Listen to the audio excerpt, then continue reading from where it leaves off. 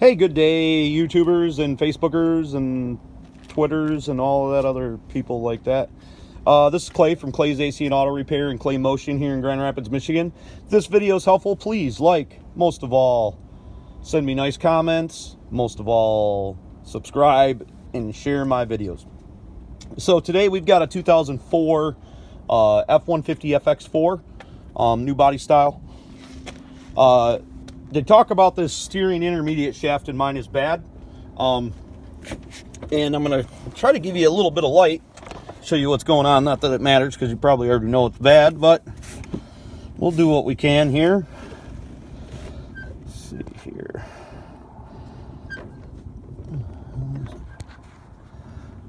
All right, right down there, see how the bottom doesn't move but the top does? That means that U-joint that's in there is bad. So I'm going to actually try to take this out and rebuild it and replace it. And if you're watching this video, more than likely I was successful. I'm going to give you the part numbers, where you can get them. And I like doing stuff like this because this part is about 250 bucks if you've already checked on it. There's some of them online that are misleading that show like, you know, $100 or $50 and stuff. I don't believe that them are the right parts. So be very careful if your local parts store tells you $300 or $400 and they're trying to sell you one for 50 bucks on the interwebs there. It's going to be like kind of like the $6 Million Man. We're going to make it better. We're going to make it stronger. It is hopefully the $30 intermediate shaft. Wah, wah, wah, wah, wah. So first thing we're going to do is we're going to take out this 13mm bolt at the top here and loosen that up. I'm using a flexible head gear ratchet.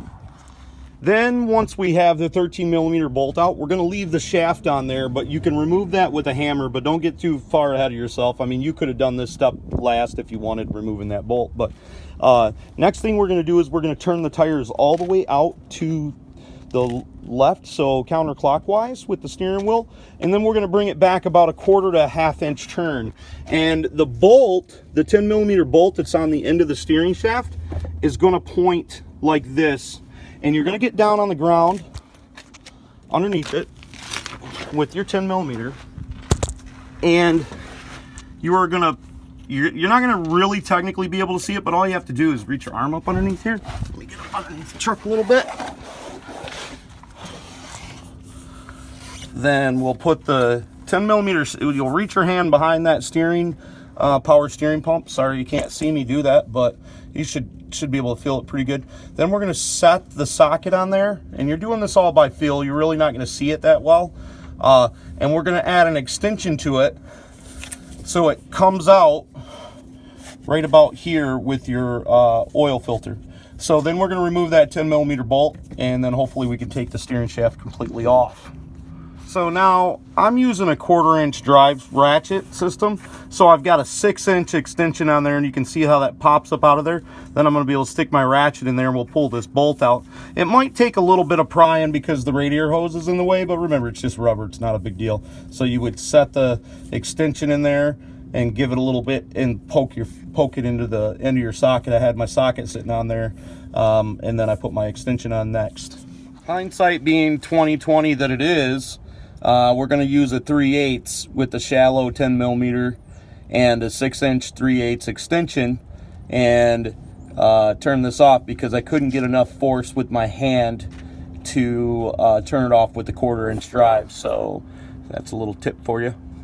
Okay, so now we've got the lower bolt out. The hope is that we can knock this off of here.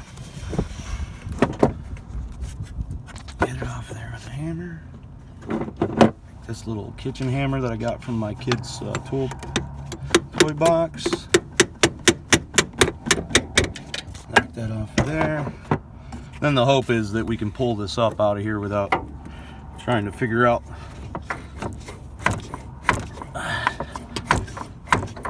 Let's see if that'll work. Let's set this down. So pulling it off wasn't working, so I've got a pry bar up in there.